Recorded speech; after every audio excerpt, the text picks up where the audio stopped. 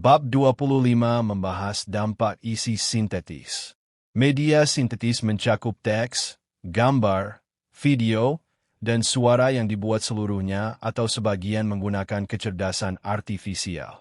Bab ini bergerak dari pertumbuhan tiruan mendalam dan dampaknya terhadap politik hingga nanoinfo, pengaruh bawah sadar, pembacaan aktivitas otak, dan rekonstruksi ingatan.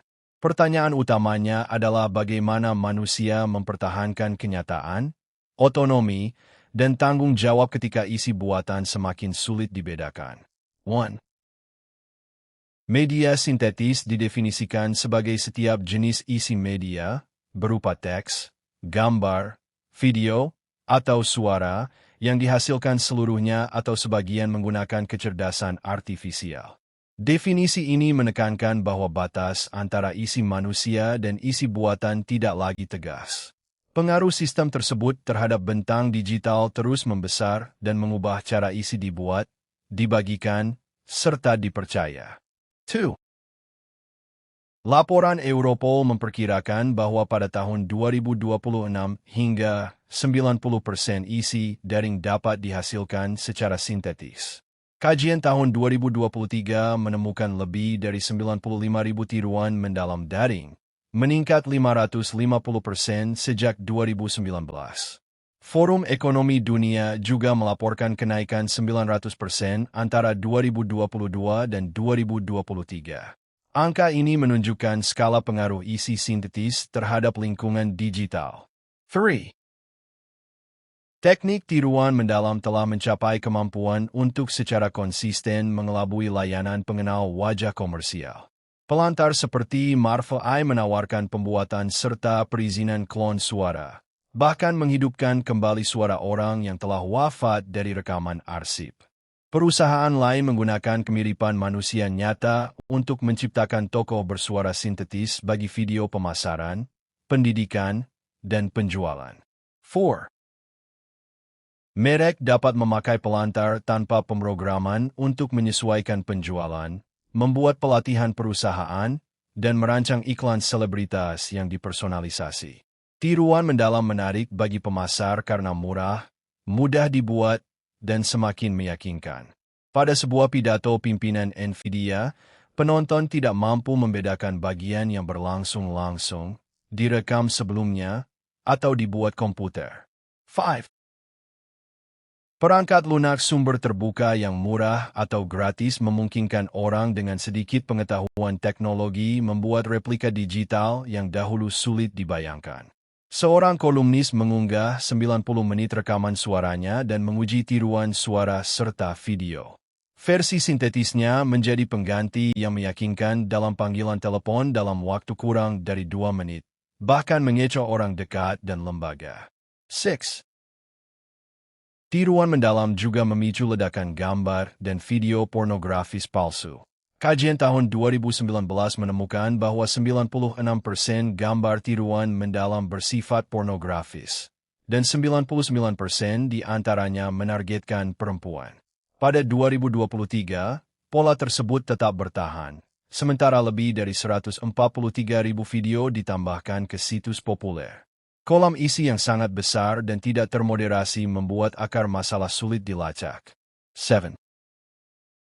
Ketika menjawab pertanyaan politik, sistem percakapan dapat menyampaikan informasi keliru, teori konspirasi, dan bahan usang.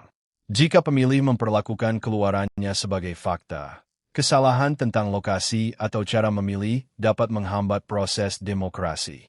Penelitian menunjukkan orang lebih sulit mengenali pernyataan palsu buatan kecerdasan artifisial dibanding tulisan manusia. Kerusakan dapat terjadi sebelum langkah koreksi mampu menjangkaunya. 8. Dalam 2 minggu menjelang pemilu, semakin besar keyakinan seseorang bahwa ia terpapar informasi keliru, semakin skeptis ia terhadap politik saat memilih. Kekhawatiran atas legitimasi pemilu meningkat ketika masyarakat menganggap pemerintah berbohong. Keadaan ini dapat membuat bahan yang dapat dipercaya ikut ditolak dan secara tidak sadar menggeser pendapat publik. 9. Produksi otomatis MDMD berskala besar dapat mempersenjatai ruang gema ideologis dan memperkuat polarisasi tanpa disadari. Media sintetis bahkan dapat berkembang menjadi sejarah sintetis. Propagandis dapat menguji bagian narasi rekaan, mengukur mana yang paling meyakinkan, lalu memperbaikinya menggunakan riset psikologi sosial. Hasilnya adalah catatan visual peristiwa yang tidak pernah terjadi tetapi dipercaya masyarakat. 10. Bab ini menampilkan beberapa contoh visual politik palsu. Gambar Paus Fransiskus mengenakan mantel putih bergaya menjadi viral dan dipercaya sebagai foto nyata. Gambar rekaan Donald Trump ditangkap juga dibagikan tanpa penanda jelas. Pada Januari 2024, lebih dari 100 iklan video tiruan yang menyamar sebagai Rishi Sunak dipromosikan di Facebook dan diperkirakan menjangkau lebih dari 400.000 orang. 11. Klon suara telah digunakan menjelang pemilu.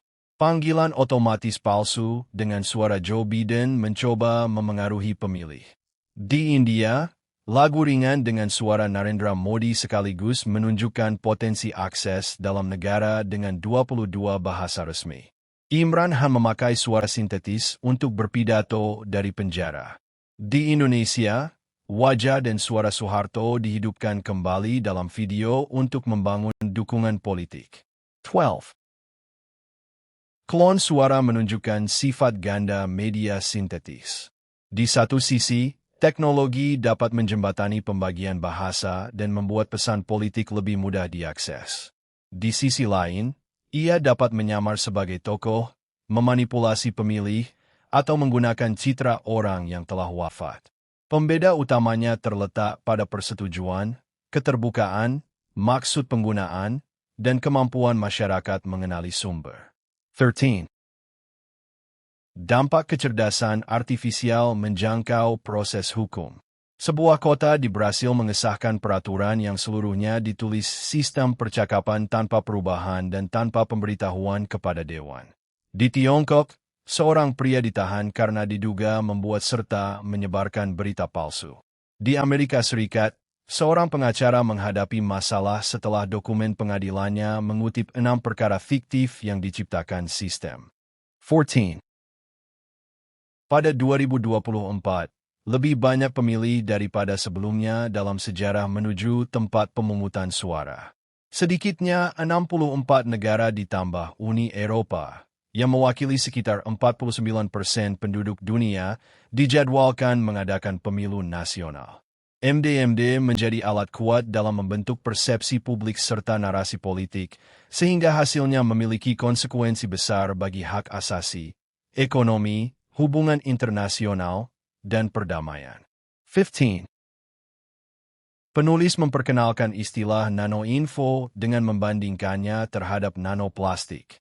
Seperti partikel yang sangat kecil, meluas, dan sulit dilacak, informasi memasuki aliran darah eksternal masyarakat. Asal sebuah keluaran komunikasi semakin sukar ditentukan, termasuk apakah pembuatnya manusia atau non-manusia.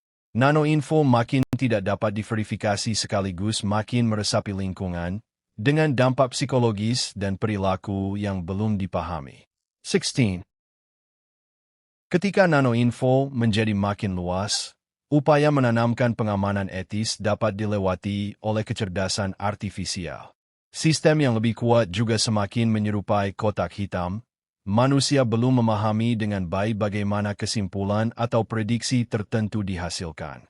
Pengelolaan risiko perusahaan harus mulai mengenali dan mempersiapkan bahaya nanoinfo, termasuk kemungkinan satu sistem membujuk sistem lain untuk membuat serta menyebarkan MDMD. 17. Gelombang MDMD tidak hanya menjadi pertempuran eksternal, tetapi juga internal. Cara kita berpikir memengaruhi apa yang kita pikirkan. Fleksibilitas kognitif, berpikir kritis, dan literasi digital penting, tetapi mungkin belum cukup menjadi vaksin terhadap nanoinfo. Isi palsu makin sulit dikenali, sedangkan kecurigaan terhadap segala sesuatu membuat orang menolak informasi benar. Dampaknya pada pikiran sadar dan bawah sadar hampir mustahil diukur. 18. Nanoinfo bukan persoalan teoretis. Penulis menunjuk perang Israel dan Hamas sebagai contoh ketika gelombang MDMD memasuki aliran budaya media sosial, siklus berita, dan kampus. Remaja menerima cuplikan singkat yang mengaburkan narasi serta membawa mereka ke lubang kelinci tanpa konteks sejarah atau nuansa budaya. Perang kini berlangsung di dunia nyata sekaligus di media sosial. 19. Pertanyaan eksistensial berikutnya adalah apakah masyarakat akan mengalami apati terhadap kenyataan. Orang dapat meninggalkan pencarian kebenaran karena terlalu sulit membedakannya dari informasi keliru. Ketika kebenaran tidak dapat dibuktikan, budaya mungkin mempertanyakan kebenaran itu sendiri. Bahkan bukti nyata dapat dituduh sebagai ciptaan komputer, sehingga pelaku merasa dapat melepaskan diri dari tanggung jawab. 20. Jika manusia tidak dapat membedakan gerakan politik yang dijalankan manusia atau sistem, keaslian donasi, kegiatan amal, dan bantuan internasional ikut diragukan. Pelaku jahat dapat membuat video deklarasi perang palsu, mengubah pidato lama, menciptakan skandal seksual, merundung anak, mengeksploitasi perempuan, menyabotase rekan kerja, serta menindas kelompok agama, etnis, atau minoritas. Daftar ancamannya hampir tidak berujung. 21. Ahli saraf kognitif menyatakan manusia hanya menyadari sekitar 5% kegiatan kognitifnya. Sebagian besar keputusan, perilaku, dan emosi bergantung pada 95% kegiatan otak di luar kesadaran. Penulis menyebut kemungkinan dunia baru kecerdasan subliminal, yaitu pengaruh kecerdasan artifisial terhadap psikologi dan pikiran bawah sadar, bukan sekadar ketakutan bahwa mesin membaca pikiran. 22. Penelitian mengenai penulisan esai menunjukkan bahwa peserta yang menggunakan kecerdasan artifisial secara halus diarahkan pada sudut pandang tertentu sesuai bias algoritma. Pengaruh itu tidak hanya terlihat dalam tulisan, tetapi juga membentuk pendapat mereka mengenai topik tersebut. Mornaman menyebut gejala ini persuasi laten. Kepercayaan buta kepada algoritma dapat mengurangi otonomi dan pikiran mandiri. 23. Jika sistem dapat mengubah pendapat secara halus, ia juga dapat menyiapkan seseorang untuk memilih tindakan tertentu. Penelitian menemukan manusia hanya mampu membedakan kecerdasan artifisial dari manusia sekitar 60% dari waktu. Karena itu, bukan hanya keaslian yang perlu dipertanyakan, tetapi juga luas persuasi laten. Pengaruhnya mungkin menyerupai teori dorongan, yaitu lingkungan dirancang agar suatu pilihan lebih mungkin diambil. 24. Pertanyaan pentingnya adalah apakah kecerdasan subliminal akan menyerupai ilmu ekonomi perilaku yang mendorong manusia menuju perilaku tertentu, atau menjadikan pikiran sebagai cawan percobaan untuk penanaman serta eksperimen. Pengaruh dapat berasal dari sistem yang mengarahkan dirinya sendiri maupun dari insinyur di belakangnya. Karena itu, bias sadar dan bawah sadar pembuat teknologi harus dijaga. 25. Model baru yang disebut pengurai semantik dapat menerjemahkan kegiatan otak seseorang menjadi kata tertulis tanpa pembedahan. Sistem mampu menguraikan bahasa rumit dari pikiran dalam waktu panjang dan menangkap bukan hanya kata, tetapi juga makna. Penelitian dilakukan pada peserta yang bersedia dan bekerja sama. Namun, jika kisah di dalam pikiran dapat dibuka, otak dan pikiran dapat menjadi batas terakhir privasi. 26. Proyek ingatan sintetis berusaha membantu orang memulihkan pengalaman yang hilang melalui foto buatan kecerdasan artifisial. Gambar tersebut dapat menghidupkan kembali emosi serta hubungan terhadap masa lalu.